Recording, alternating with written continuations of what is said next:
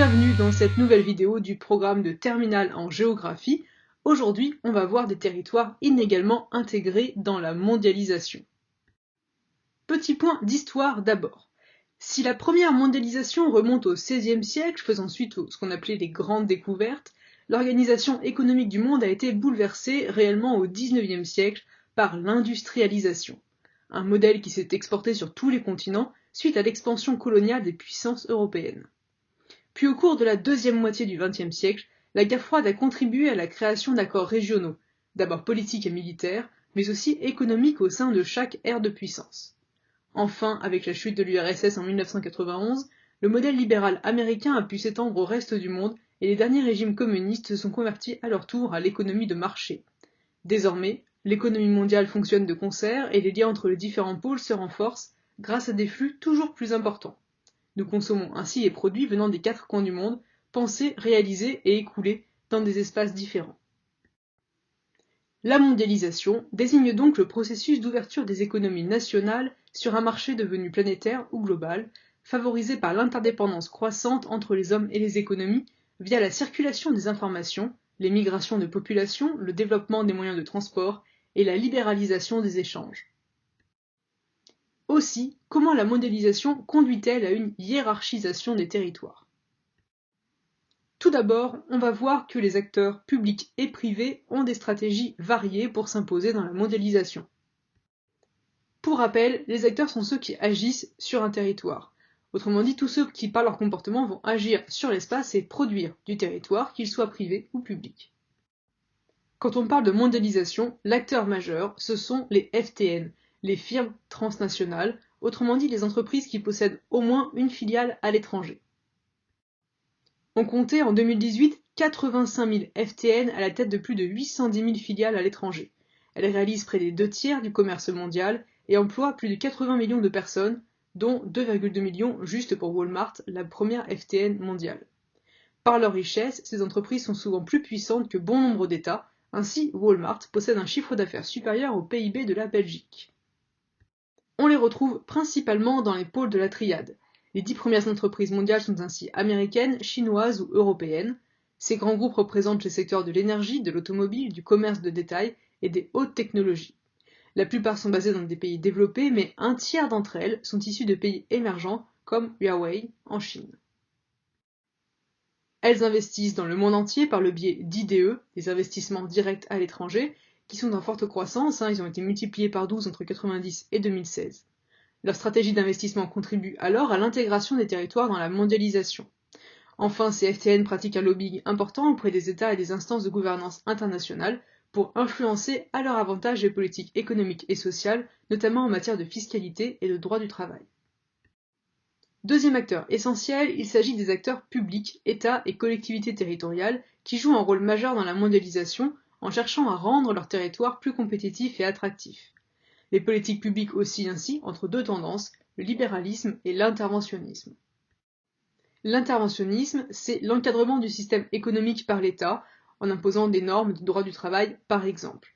Le libéralisme économique, à l'inverse, c'est la doctrine économique favorisant la libre entreprise et la liberté de marché.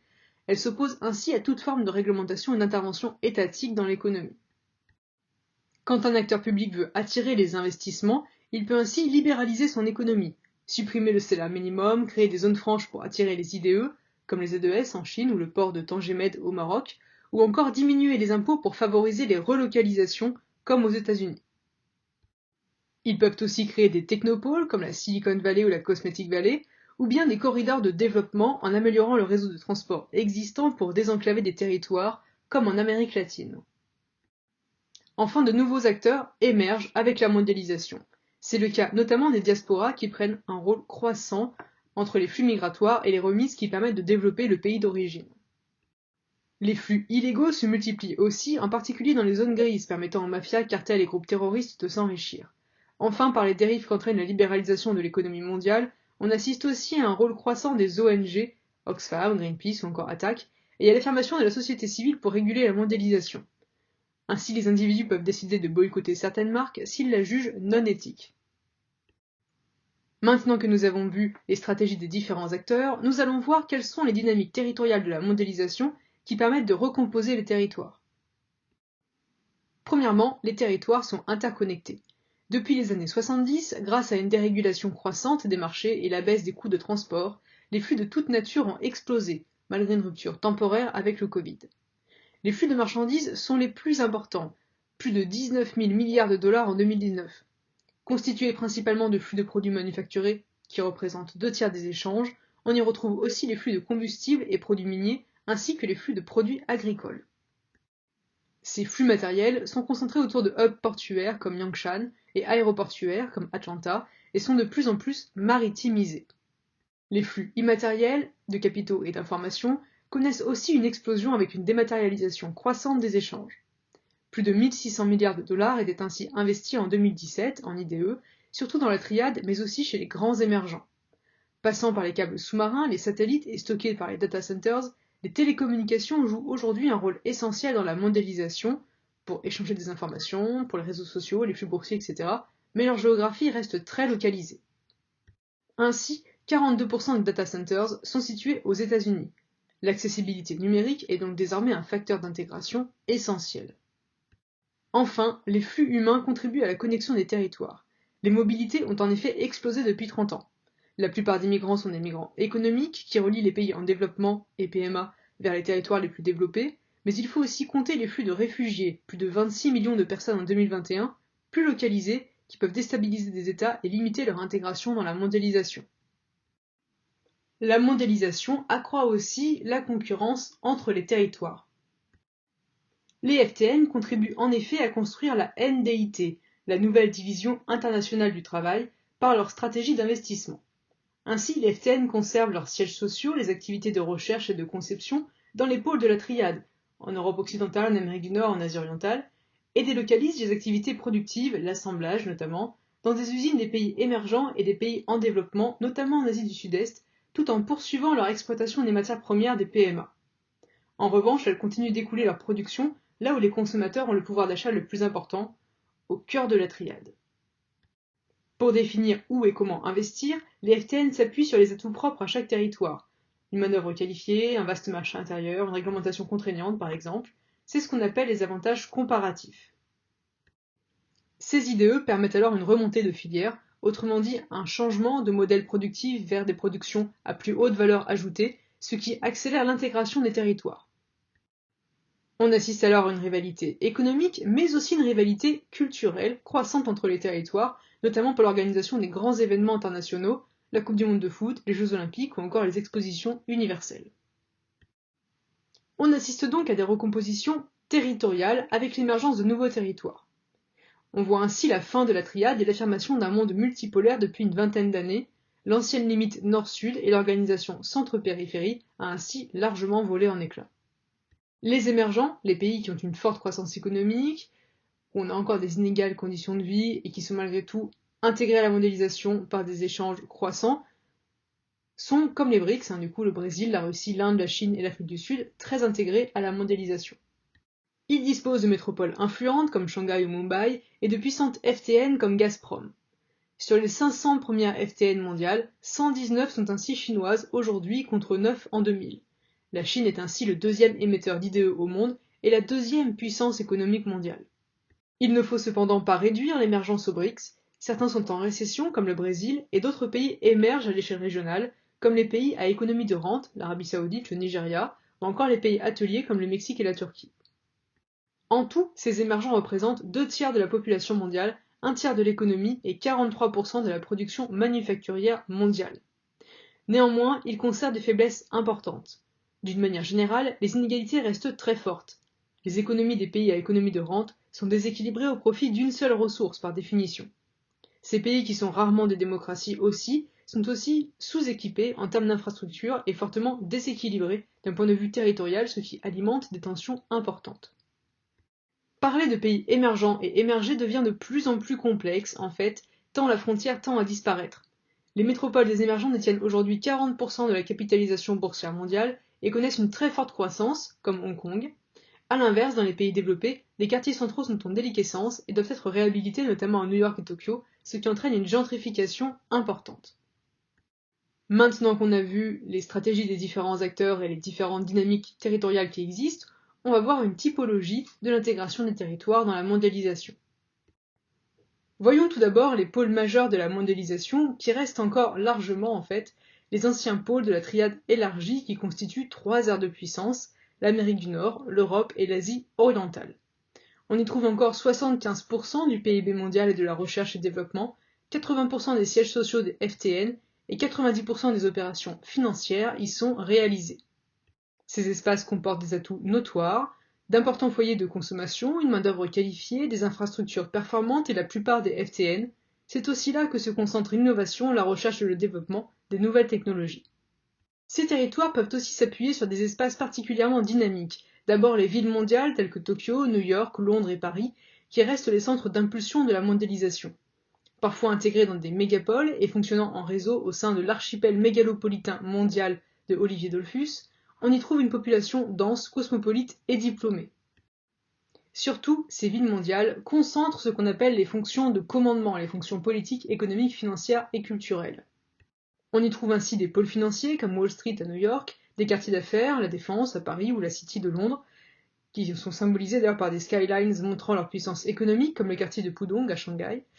On y trouve aussi des universités prestigieuses, les principales instances de gouvernance mondiale, mais aussi des sites touristiques majeurs comme le musée du Louvre à Paris. Ces villes constituent également des hubs, facilitant leur accessibilité et leur connexité au reste du monde. Ces espaces constituent en effet des interfaces majeures qui permettent, avec les façades maritimes, de polariser les échanges mondiaux et donc de structurer la mondialisation.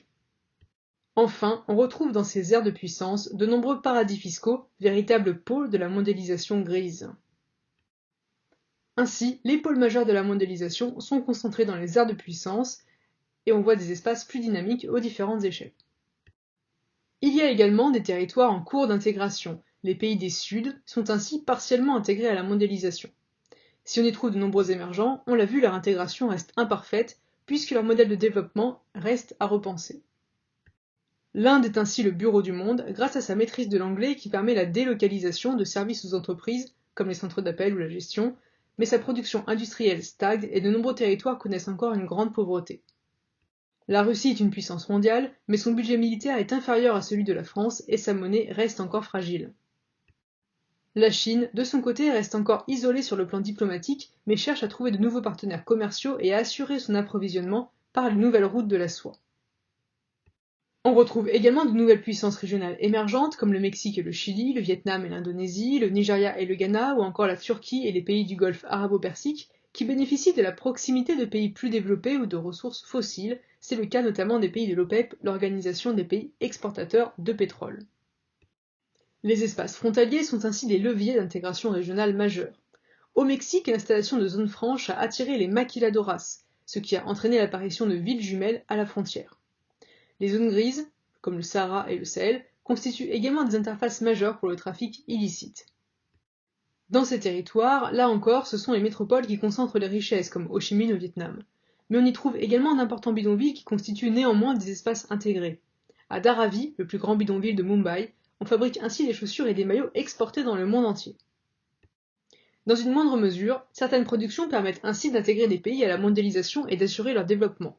Les ressources agricoles comme le cacao de Côte d'Ivoire, des ressources minières en Bolivie, des ressources touristiques comme au Costa Rica ou encore les nouvelles technologies comme au Rwanda. Ainsi, là encore à différentes échelles, des territoires parviennent partiellement à s'intégrer à la mondialisation. Néanmoins, certains territoires restent en marge. Les pays les plus pauvres, les PMA, restent encore à l'écart de la mondialisation. Ces 47 pays ne comptent ainsi que pour 0,95% des exportations mondiales. Dans ces pays, l'agriculture reste encore largement vivrière, les infrastructures sont insuffisantes, en particulier pour le transport et l'éducation. Ces États peuvent aussi être faillis ou en guerre, comme le Yémen. Ainsi, si les FTN peuvent être attirés par un coût faible de la main-d'œuvre, les risques restent souvent trop importants pour investir. Ces territoires sont néanmoins partiellement intégrés à la mondialisation, ne serait-ce que par des flux illégaux. L'Afghanistan produit ainsi 80% de l'héroïne mondiale. Les territoires enclavés restent aussi répulsifs. Les campagnes intérieures, si elles sont mal reliées aux littoraux et aux métropoles, ainsi que les territoires insulaires restent souvent à la marge. Au Cambodge, par exemple, le taux de pauvreté atteint 84% dans les zones rurales, contre 7% à Phnom Penh, la capitale. Néanmoins, là encore, il ne faut pas généraliser. Certains territoires comme l'Amazonie sont pleinement intégrés à la mondialisation, leurs ressources sont massivement exploitées au détriment de l'environnement et de leur population. Enfin, dans les pays développés aussi, certains territoires restent à la marge, comme la région des Grands Lacs aux États-Unis où l'on trouve une shrinking city, comme Détroit, mais on en trouve aussi en Europe avec le cas de Leipzig. Ce sont des villes en décroissance économique où des quartiers entiers ont été abandonnés. Les centres-villes des métropoles mondiales comptent aussi de très nombreux SDF, comme le quartier de Skid Row à Los Angeles. En ce sens, on retrouve des phénomènes de pays en mal développement où les quartiers d'affaires de Mumbai ou Rio de Janeiro côtoient les slums et les favelas. On retrouve des territoires en marge à toutes les échelles, aussi bien dans les pays les moins avancés que dans les pays les plus développés. Merci d'avoir regardé cette vidéo sur l'inégale intégration des territoires dans la mondialisation, et on se retrouve très vite pour le cours sur les coopérations, les tensions et les régulations aux échelles mondiales, régionales et locales. À très bientôt en classe.